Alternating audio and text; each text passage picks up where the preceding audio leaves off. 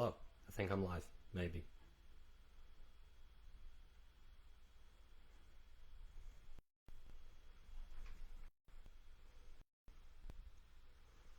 Hello. I have no idea how to see if anyone can see me or hear me.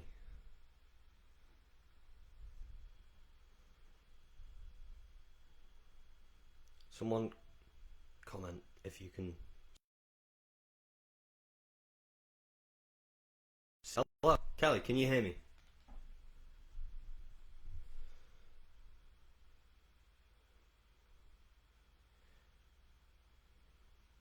There's a major delay on the comments. I'm just going to assume you guys can hear me, otherwise someone would have said something by now. For anyone who doesn't know, I'm Daniel. I work for Bowling for Soup.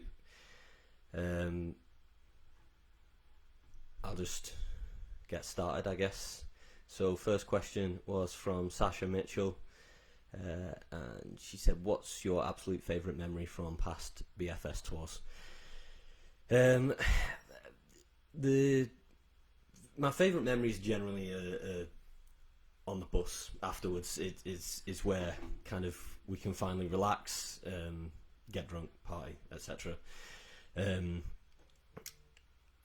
Stuff that actually took place at a show, something like that. I guess, as you can tell, I didn't prepare answers for these questions, even though they've been there for days. One of my favourite memories was the Christmas tour that we did last year, I guess, or the year before, with Patent Pending, and we were in Southampton, I want to say, somewhere that has a guild hall. Maybe someone from there will know. And nothing really specific about it. Just being on stage, running the bar, all Patent Pending, hanging out, all of the other guests and stuff that we had, and just having a laugh. We're having a good time. That's kind of separate from the show, really. I mean, not that we're ignoring the show, but you know, we see it every night, and we have to try and make it fun for ourselves as well in some way. So that was a good night. There was a night in Leicester. I was having a bad day, and Jarrett got the whole crowd to sing some football song with my name in it. That was cool. I'm sure some people from the fan page were there and saw that. Steve Rice asked, it's probably been asked a million times before, but how did you end up working for BFS? I asked Jarrett if he needed a hand, basically. The point where it started was after the Steel Panther tour. I think 3 of the crew guys left at the same time. And that was right around the time where Soup didn't have anything planned for a little while, but Jarrett was going to come back with a solo tour, and I knew he had no crew, so I asked him if he needed a hand with anything. I was planning to go to every show anyway, and it made sense, so I offered to help for free. He said yes, and then I think by day 2 he said, I want to give you a real job title and stuff. That's it, really. I already knew Jarrett. I'd known him for a few years, so just asked. Sinead Penry asks, how many times have you nearly died trying to keep up with the guys drinking? Actually nearly died one night of Jarrett's tour, day should I say, the next day. I did collapse and have a seizure, but that was more complicated, and I had to see a neurologist and a heart doctor and all this other shit, and maybe I'm epileptic, but they couldn't tell me. So you know, I don't know if that counts. It was definitely because of the drinking that it happened. But I don't know how close to death I really was. I know that the reason it happened is because we were up 8:30 in the morning, I think. Basically, it got to sort of 5, and me and Jarrett were the only people left up, and we were picking his wife Casey up at the airport the next morning, or that morning, and I said, what time do we get to the airport? And Jarrett said 8, and I looked at my clock and I thought, I mean, that's only like 3 hours, and I don't want to go to bed yet, and if I go to bed in a couple of hours I'll miss Casey, and then, you know, may as well stay up. So I said, I'm just going to power through, and Jarrett said, yeah, you know what, me too. The difference is Jarrett doesn't have to get up till 4 in the afternoon, and I had to be up in the morning to work. So that was a rough one. There's some kind of myth in the fan page that I have almost died a lot. I've not. I drink heavily on and off the Bowling for Soup tours. I don't know what to tell you about that. Don't know where that came from. Michael Price asks, on a scale of 1 to absolutely hammered, how drunk were you to go on stage in your pants? And Apollo Tonkinese asks, following on from this question, what exactly was the thought process that brought you to actually thinking it was a great idea to come out on stage in your tuxedo pants? The idea and preparation was clearly while sober. Tell me you didn't own those pants already. I follow the necessity to be hammered to actually put the whole thing into play. So anyone who doesn't know what they're referring to is at Brixton on the last tour we did, we had an on-stage proposal, and I was the ring bearer in tuxedo underwear and nothing else. Let me just read that question again. I wasn't that drunk, Michael. I think I had 3 cans maybe, and that's just kind of what I have before we go on stage. I did already own the underwear. They were a gift from my girlfriend's mum. She saw them and thought of me because she thought I would think they were hilarious, and I did. The first thing I did when she gave them to me is put them on and text Jarrett a photo of me in them and say, we should probably do something with these, right? And he was on board.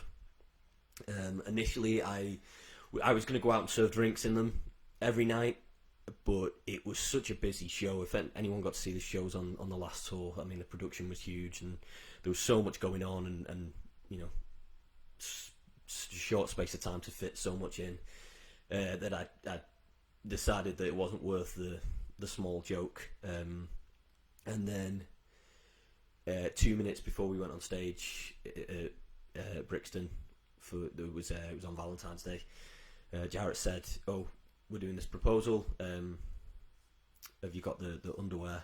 And I was like, "Oh, shit, they're on the bus." And he was like, "Oh man, I'm sorry, I didn't realise." And I was like, "Well, why didn't you tell me about this sooner? What's going to happen? What, you know, when do I come on stage? What do I need to do?" And he's just like, "Do I have to decide that right now?" And I was like, "Well, kind of, because I don't want to wear them all night, because I have to be on stage the whole time and working and running around the venue and stuff. So I'd like to know when to take my clothes off, preferably."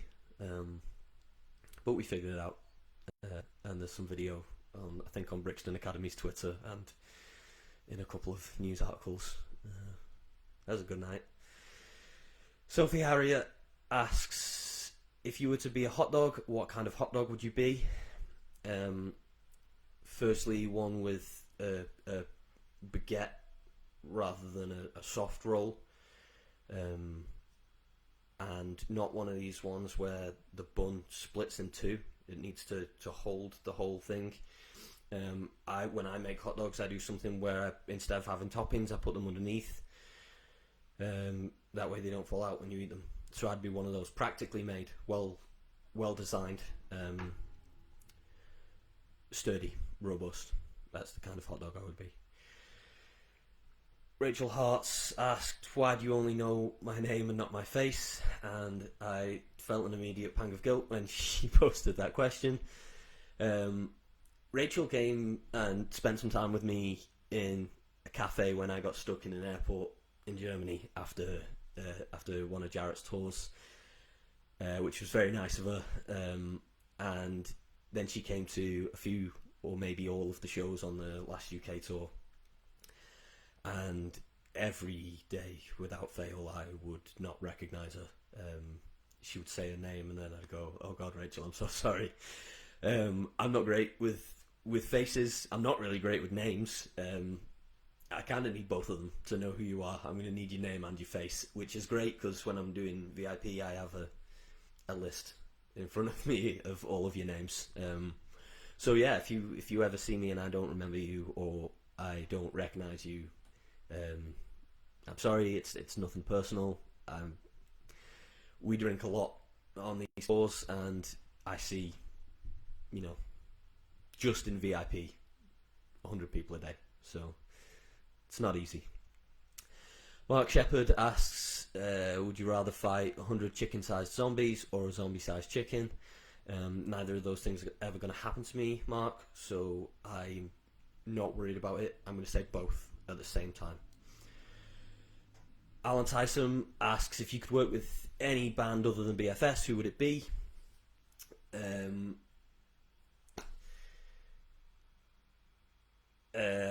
That's a tough one.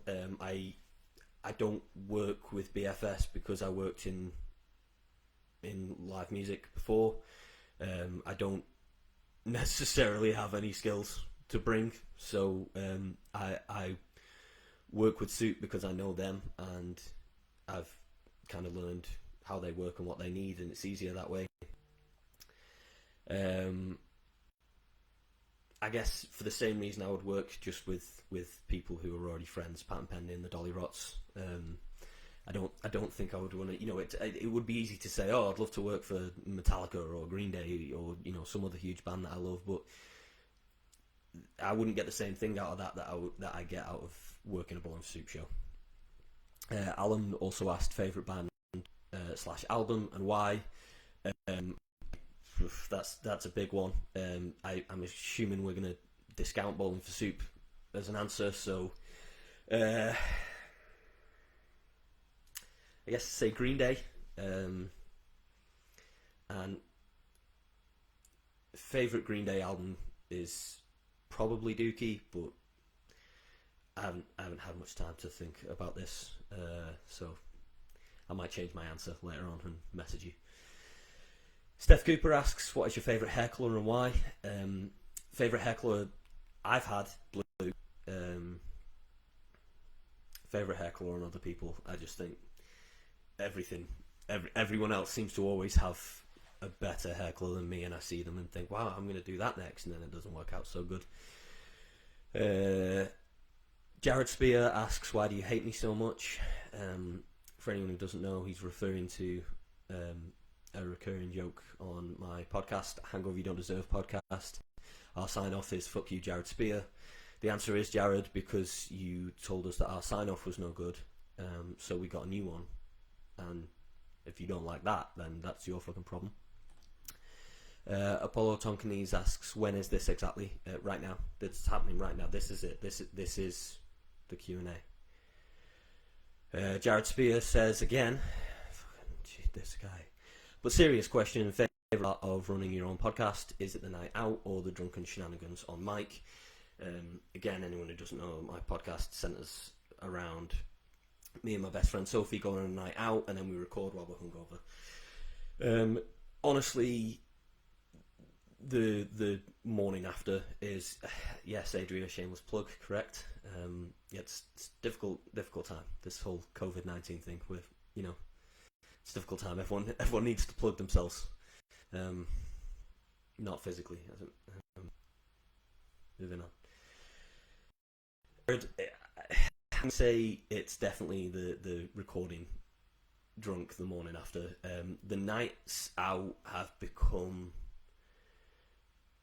I don't want to say a chore because we still enjoy it, obviously, but it's we both feel this frustration of, man, it's a shame that we go out now because it's scheduled and we have to. Me and Sophie, our day jobs conflict so much that we really, the one night out that we have a month for the podcast is the night out that we can get to have in a month. So it kind of feels like we only get to go out if it's work now. You know, and I say that, and then, you know, we get 5 beers in and everything's fine again. But yeah, I think we have a lot more fun when we're hungover and drinking again, and that's kind of why we made the podcast, was because we have the most fun when we're hungover and talking shit to and about each other. Don Massey asks, how long have you been working with Bowling for Soup? Just over 2.5 years. Started on Jarrett's first solo tour towards the end of 2017, I think. Charlie Brown asks, if you could choose one place for Bowling for Soup to tour, where would it be and why? I, at the moment, only work on the UK tours, so the UK, obviously. Place in the UK, I don't know, I'd like to see some other parts of Scotland maybe. I've been to most places in the UK now, so I don't know. If it was to be outside of the UK and I was still going to be there, then maybe one of the places that it would be cool to see but I don't want to pay to go to, Australia, Japan, places that I'm not really going to pay for a holiday to because it'd be very expensive, but if I was working, then yeah, that would be cool. Dave Wiggy Marlowe asks, favourite venue and least favourite venue. You've not specified there if you mean to work or to watch a band. I don't know. Favourite venue, I'm going to say favourite mid-sized venue is the O2 Apollo in Manchester. I just like the layout. I like, well, most theatre venues have the same layout, but I like that you can stand anywhere and see. Least favourite venue, I mean, my least favourite venue is the Globe in Cardiff, but I can't talk about why. Least favourite venue that I can tell you why. The Ritz, also in Manchester, is pretty bad. The floor moves when people dance. I saw Andrew WK there a couple of years ago, and my beer spilled everywhere just from other people jumping up and down. So that's not good. Fiona asked, what would be your idea of a perfect day? I would have said it starts in Wetherspoons, but it turns out the guy who owns Wetherspoons is a prick. So I guess in a perfect world, it's a place exactly like Wetherspoons, but it's not Wetherspoons. And I have no responsibility for the day, and I've already agreed with all my friends that we're going to day drink. And then at like 6 p.m, when I can barely stand up anymore, I go home and watch movies with my girlfriend and probably eat lots of snacks, mainly Doritos. That sounds like a perfect day to me. Francesca Nicholson asked, if you started your own band, what would you call yourselves? Don't know. That's a big question for me to have not prepared an answer for. My gut tells me I would do something really douchey, like, you know, call ourselves Sold Out Show or something, you know, some kind of dumb joke that everyone would hate. It seems like the kind of thing I would do. Francesca also asked, if this wasn't your job, what job would you want and what job do you think you'd have? For anyone who doesn't know, I don't work full time for Bowling for Soup. I only, as I said, work on the UK tours. So my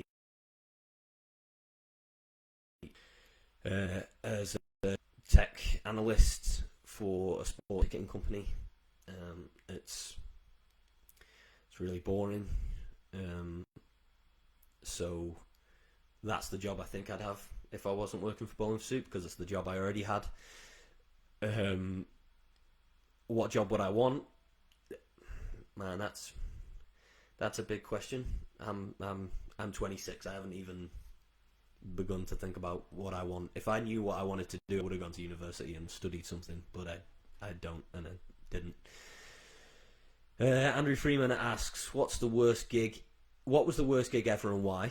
Again, don't know if you mean Soup Show or in general. In general, I saw Kasabian in 2012. It was just the most boring thing I've ever been to. Absolutely no stage presence. If we're not talking about music, sorry, let me just interrupt because Marco just texted me saying, where are you reading these questions from? These questions came from a post a few days ago, Marco. I'm going to, if anyone has any questions while I'm running through them, I am going to run through these comments as I'm going, but I'll probably do that at the end. Yeah, worst gig that wasn't music, Jeff Dunham. I went to see Jeff Dunham. It was free, which is the only reason I went. It was really bad. He was really racist. Not funny. He did the thing that a few comedians do, where they shout off stage after they make a joke and it gets a good reaction, and they say like, "Write that down." But he did it 25 times, and it became clear that he was using a UK arena tour as a warm-up tour for his US tour. So that was pretty bad. Worst one for Soup Show. There are no bad but for Soup Shows. Personally, worst would probably be Manchester Apollo on the Get Happy tour. Just a run of bad luck that day. I was an anxious mess. Nothing wrong with the show. Show was great. We ran out of Sprite. I had to run over to the shop across the road, and there was some kind of ring of metal wire on the floor for some reason, and I put one foot in it and stood on it with the other foot and went flying into the road and skinned my leg. That was, that's not good to happen in the middle of the show when you're in the rush. So yeah, I mean, that and 15, 20 other things that happened that night, that was a pretty bad night for me. Lisa Fox asked, would you rather run out of ice or Diet Sprite? I'm going to assume we're in a venue situation here and say Diet Sprite because... I'd rather run out of ice because ice replenishes itself in the ice machine. And Sprite, I would have to leave to go and buy it if we ran out. Unless we're talking about the wildcard venue that was the last night of the last tour that didn't have an ice machine and they just had the supply of ice that was in the freezer, and if that ran out, that was tough shit. Didn't like that one. Wendy Victoria asked, who's the snorer out of the band?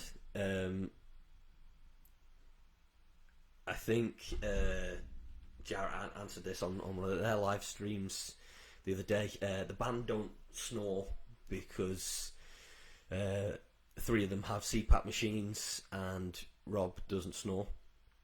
The crew snore. I snore when I'm drunk, so me.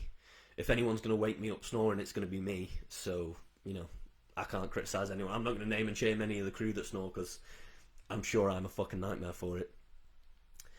Roxanne Cullen asked, what's the most embarrassing thing that has ever happened to you?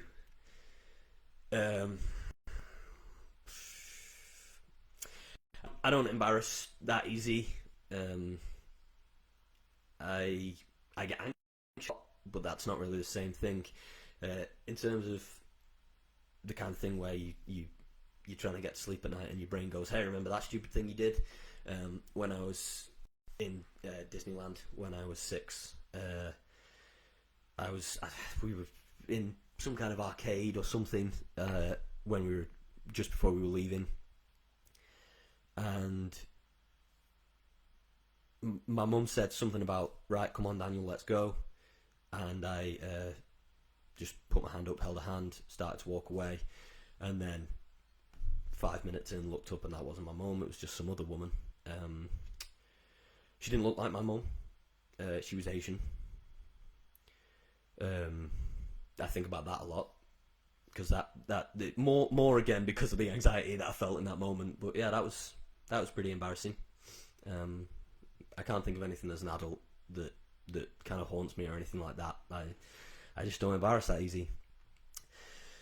Sam Sode asked favourite venue to work and favourite venue to watch a band at. I kind of answered the watching a band. I think Manchester Apollo. Favourite venue to work, we did the Victoria Warehouse on this last run, and holy shit, the backstage there is incredible. All staff are great. Layout's a bit of a nightmare with trying to get to the back of the venue and then back to the stage.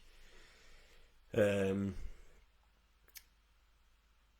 yeah, love that place, and I'd like to go back there.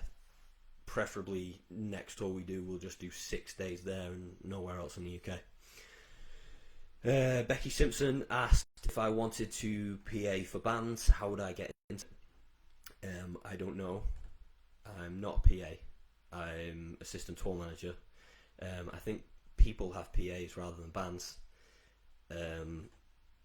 If you mean how would you get into working in the industry and doing what I do, then yeah, my job as assistant tour manager, my responsibilities generally centre around hospitality and catering, is what it would be generally known as in other shows. What it means is handling the meet and greets and making sure that everyone gets fed. I don't know how you would get into it, because I was already friends with Jarrett, so that's how I got this job. So I couldn't say I would recommend speaking to local bands and offering to do it for free. Faye Stacey asked favourite sport and team. Football, to watch and play, and I'm a Man City fan. Faye also asked favourite ever song. Again, don't know if you mean Bone Soup or in general. In general, my favourite song in the world is The Wicker Man by Iron Maiden. My favourite Bone Soup song is Running Away, which I don't say because it's a B-side and I want to be a douche. It just is my favourite song. It sounds nothing like any of the others, and for the longest time when I heard it, I thought it must be a cover and couldn't find who it was by. If you haven't heard that, go look it up. It was on the Jarrett and Eric UK Tour 2010 acoustic CD, so I don't know where you would with it except maybe YouTube. Steve Rice asks, have you ever had to deal with annoying or drunk or violent fans when touring with Soup?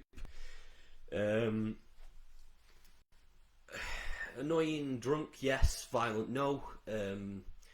I've had people confrontational, but never to the point where it's got violent. And if it did, it really wouldn't be our job to deal with it. You know, we have security in the venues for that reason. Annoying and drunk fans, generally, anytime I would have to deal with that, it's going to be, you know, on the stage or on the bus. Really, what I find is that guests get in more of a state than fans do, and that's because there's free beer backstage for them, and obviously, you know, we know it there and we know the schedule and we somewhat pace ourselves, but they kind of see it and go crazy a lot of the time. Any of the worst experiences I've had with people being annoying and drunk has been that. Nicole Fleming asks, what's the drunkest you've ever been on tour?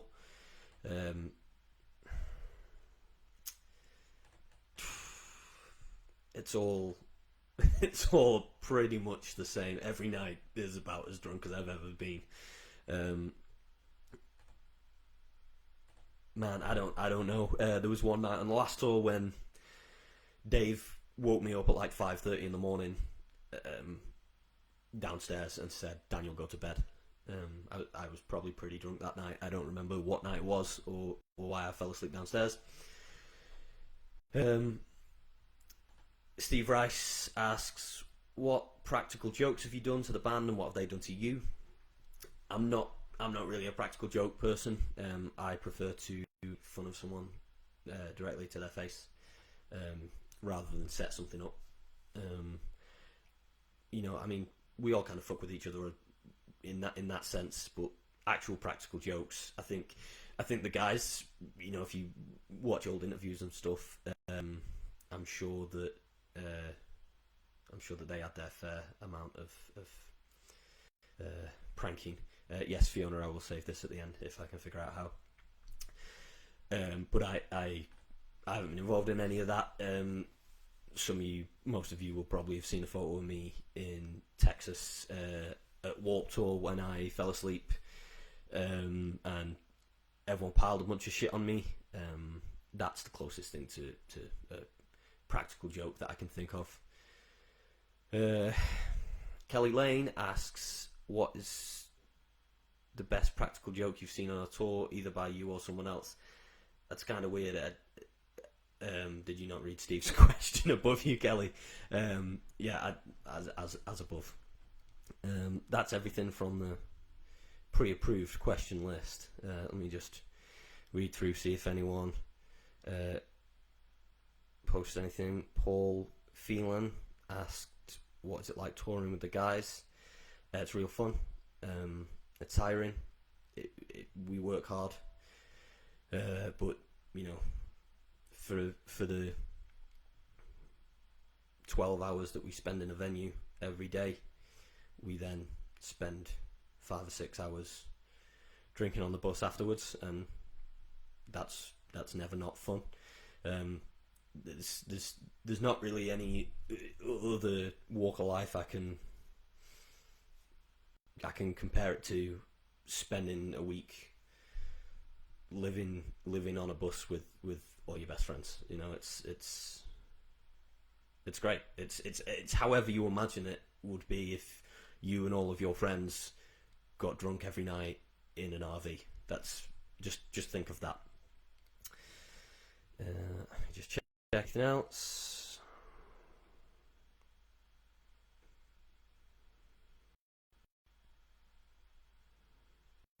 Dennis, you are my VIP in every way.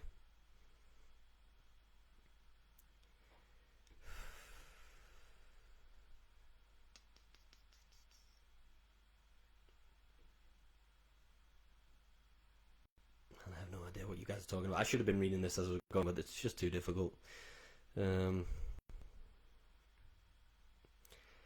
Jared asked, "How are you dealing with self-isolation and your depression?" Mental health wise, I've been doing real good for a few months now. I've been in a good place. That's not to say that things are fixed or it might not come back or whatever, but I was kind of in the best position I could be in going into this. It's getting harder every day. I think most people in the UK now are about 2 weeks working from home. I'm on day 23 because I'm from a bigger city, so I don't know what it's been like in other places, but I work for a big company, and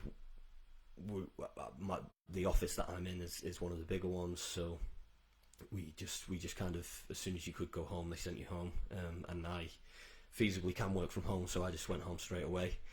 It's tough. I'm just trying to keep busy. Advice for anyone who is struggling with that kind of thing, the things I'm trying to focus on, keeping busy always is something that I do just to try and avert the depression, and I never have the house silent.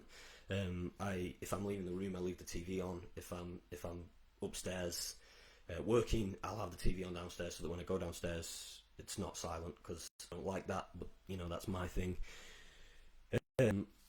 I try and spend time in rooms in the house, and that's just keep the surroundings different. I spend 7 hours in this room working, and then I'll go downstairs, spend a bit of time downstairs, but this is, as well as my office now, it also doubles as my studio, so then I'm up here I'm editing the podcast, I'm recording YouTube videos, whatever I'm doing in here. So yeah, try and spend time in other rooms in the house as well.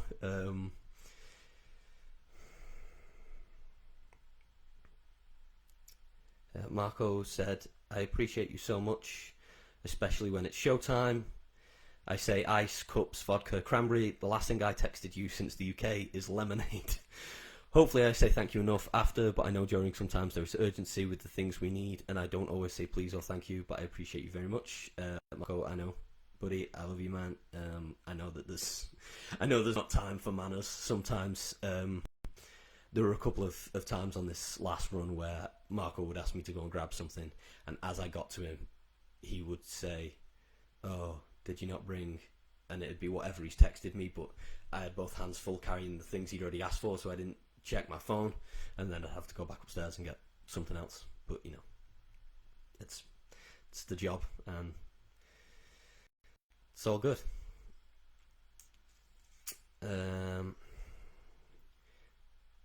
Manchester Get Happy Tour was probably my favourite show of all time. It's a great venue. The show, I'm sure, was great. I didn't get to spend a lot of time on stage.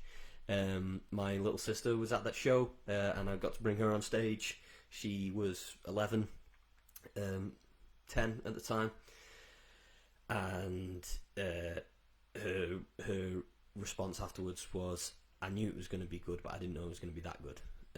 So that, you know, she's about to be a teenager, so it's probably the last time I'll ever do anything that she thinks is cool. So that was, yeah, it was a good night.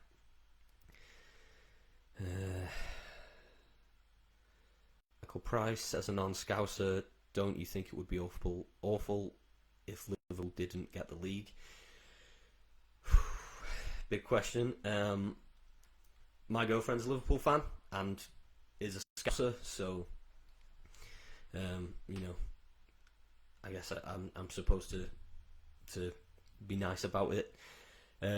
I think there's no solution now with the football where anyone's going to be happy, because your choices are either you ditch the league and no one gets it. Liverpool perform better than they have before, they'd be devastated. That would be really shit for them. You just give them the trophy this year. They didn't earn it yet, so everyone else would be mad. You know that it's their first Premiership title, and everyone else would spend the rest of time saying, you didn't really win the league that year though, did you? You know, so that's not ideal. Or they manage to fit in playing the games, whether it be in empty stadiums or otherwise. That's going to throw everyone's mojo off. So no matter what happens then, everyone's going to say, oh, well, my team didn't play as well as they would have done if we'd have continued the league straight away, blah, blah, blah. Adria asked, being a douche just comes naturally to you then? I don't know what you're referring to, but yes, it absolutely does. It is my first instinct. Lucy, how do people get picked to do this live thing? I literally just said, Fiona, I'll do the next one. So try that. You know, I guess that'll work. Nicole asked, what's your favourite cover song you feed on your YouTube channel? I think one of the first ones was Tonight's the Night by Eric Chandler. I fucking love that song.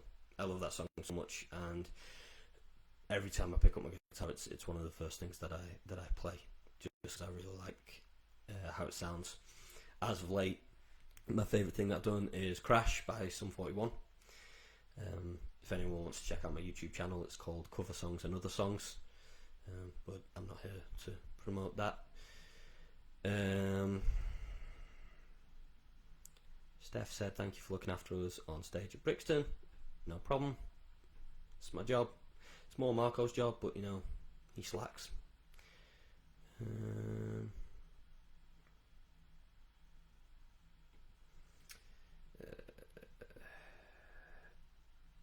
Reed Bishop, how did you get to work with BFS? How did it start? Yeah, I have been through that.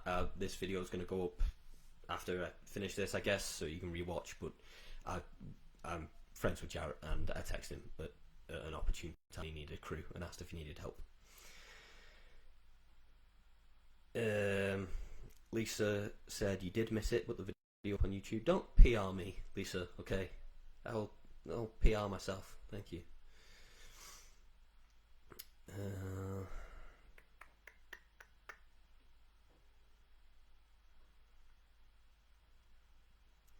Steph asked, do you ever jam with the guys? No. Much the same as Jarrett, I don't jam.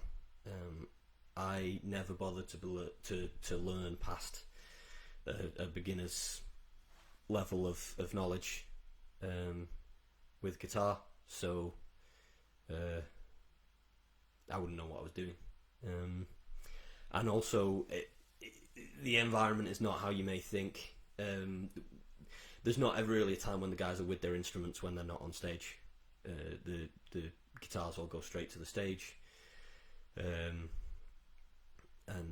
yeah, I mean, I think I've seen Jarrett with his guitar in his hands in the dressing room twice on any of the tours that we've done. And it's usually the first night of the tour when he needs to practice something, and then he says he's going to practice it again the next night, and he never does.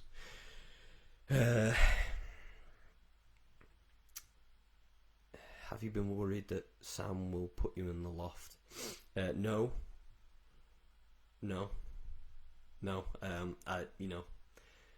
I have a lot going on. I keep myself busy. I miss a lot of stuff in the fan page, private jokes and stuff like that. Not private jokes, I guess there's 5,500 people in there, but running jokes, I don't know where all this started. I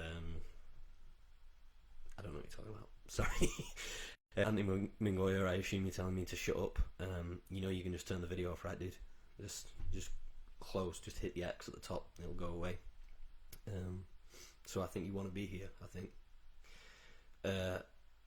Man, it's been running a long time, but you guys are still asking questions. So Wendy Victoria asks, what movies do you like? My favourite movie is Toy Story. That came out when I was 1, so it's, I grew up with it. But other than that, I like comedies, Will Ferrell movies, Step Brothers, The Other Guys. I really love The Campaign. If you haven't seen that, you should go watch that. That's it. Anthony just told me to shut up, and now he wants to ask me a question. Do you ever get lost in the moment being amongst people you used to idolise, or is it all business for you? I'm a straight man, Anthony, and I know that you know that, so I don't really know, what you're insinuating here. And if this isn't some way you were hoping I would say that I once idolised you, not going to happen, buddy. Not going to happen. You're okay. No, in genuine answer to that question, no, never crosses my mind anymore. The very first night of Jarrett's first tour, he was in the dressing room, and he was wearing a Screeching Weasels shirt, and he said, "Man, the dude from Screeching Weasel just texted me, and I love that band. I'm like, I'm wearing his shirt right now. Like, how crazy is that? That this band that I love, like, the guy just texts me." And I was like, that's the thing that's happening to me right now, right? Like, it's the exact same thing. This far into it, no. It's not something I think about as much. Every now and again, someone reminds me, if I tag a friend in something on Facebook and then Jarrett comments on it, I'll get a text like, "Oh, that's so weird seeing Jarrett Reddick commenting on a photo of you," or whatever. My oldest best friend from school texted me the first day of the last, or day before the first day, and I was like, sorry I didn't reply straight away. I've just been at the airport. meeting BFS, and he was like, "Man, that's never gonna not be weird." So it helps to get reminded sometimes. Sam, I am wearing a patent pending shirt. It doesn't mean that I think Anthony's great. It means that